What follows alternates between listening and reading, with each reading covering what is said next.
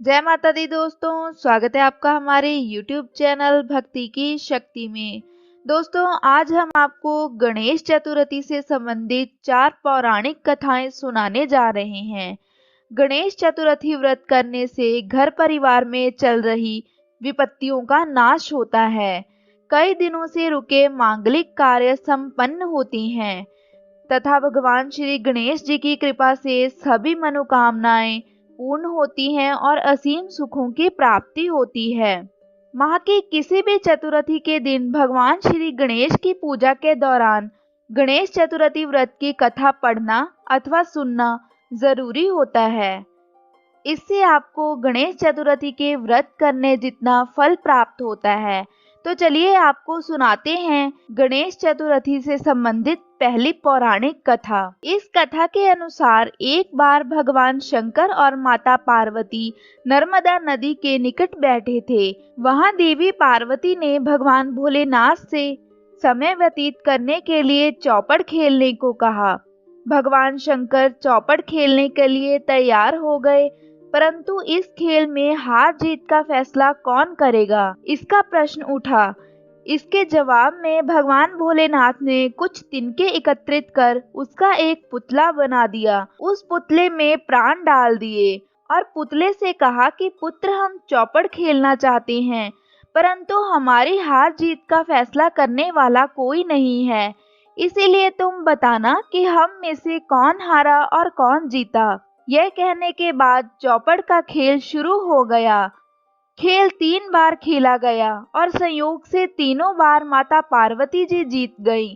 खेल के समाप्त होने पर बालक से हार जीत का फैसला करने के लिए कहा गया, तो बालक ने महादेव को विजयी बताया।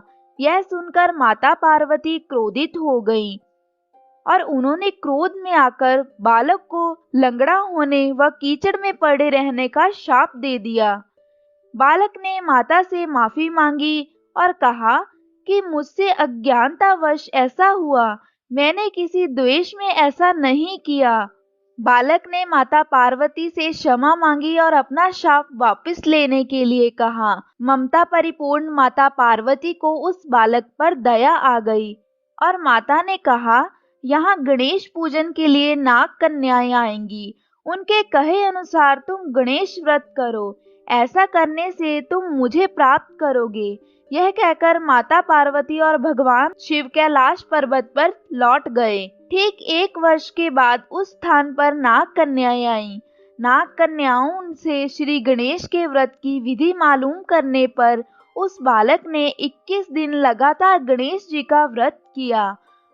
उसकी श्रद्धा देखकर गणेश जी प्रसन्न हो गए और श्री गणेश ने बालक को मनवांछित फल मांगने के लिए कहा।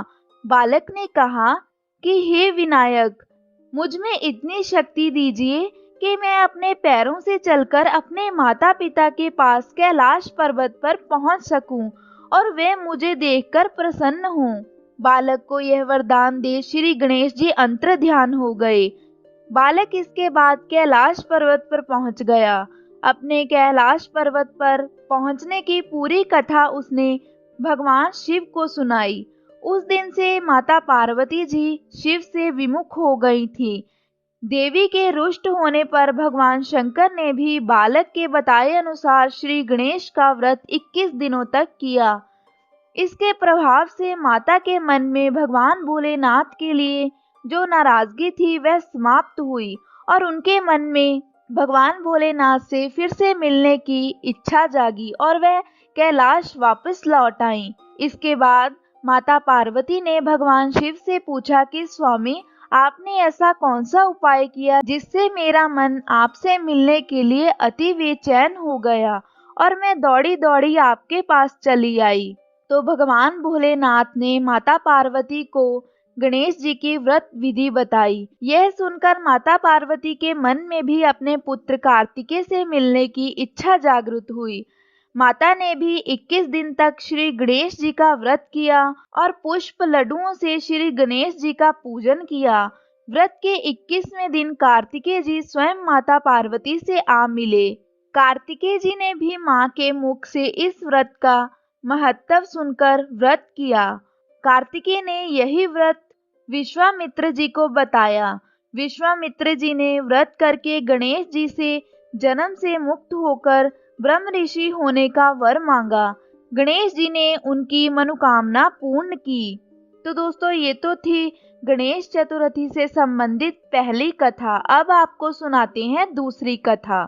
इस कथा के अनुसार एक बार देवता कई विपत्तियों से घिरे थे।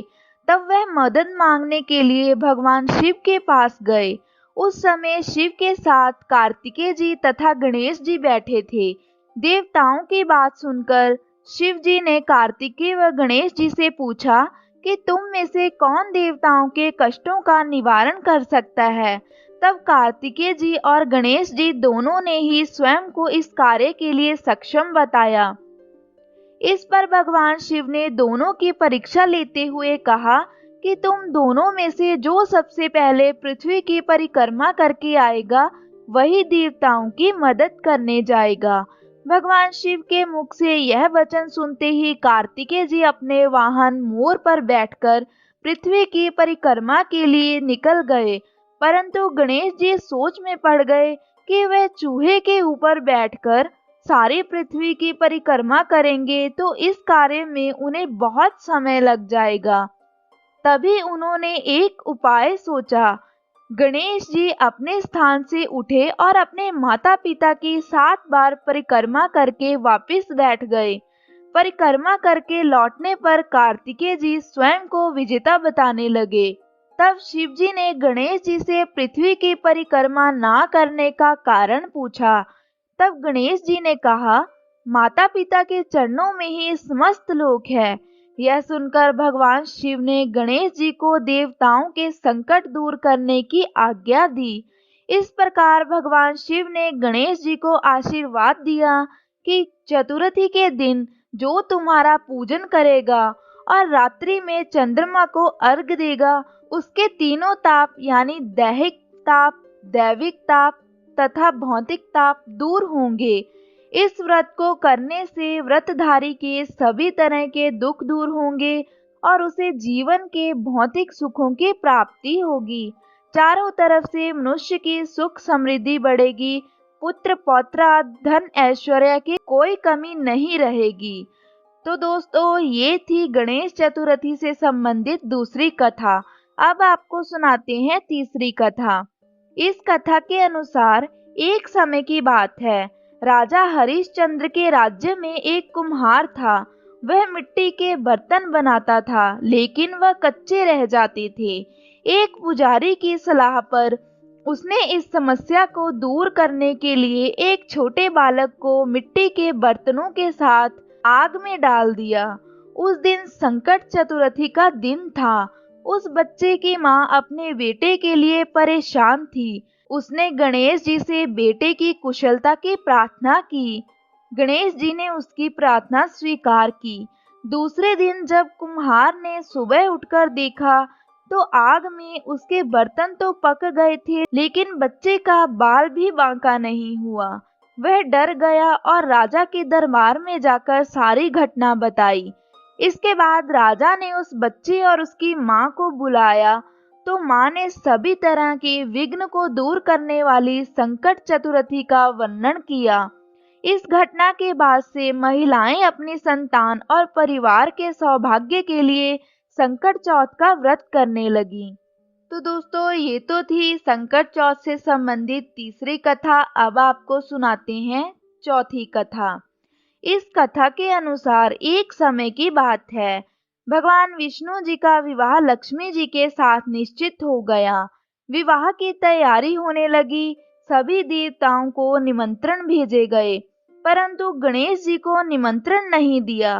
कारण जो भी रहा हो, अब भगवान विष्णु जी की बारात जाने का समय आ गया। सभी देवता अपनी पत्नियों के साथ विवाह समारोह में आए। उन सबने देखा कि गणेश जी दिखाई नहीं दे रहे। तब वे आपस में चर्चा करने लगे कि क्या गणेश जी को नहीं न्योता भेजा या स्वयं गणेश जी ही नहीं आए। सभी को इस बात पर आश्चर्य होने लगा।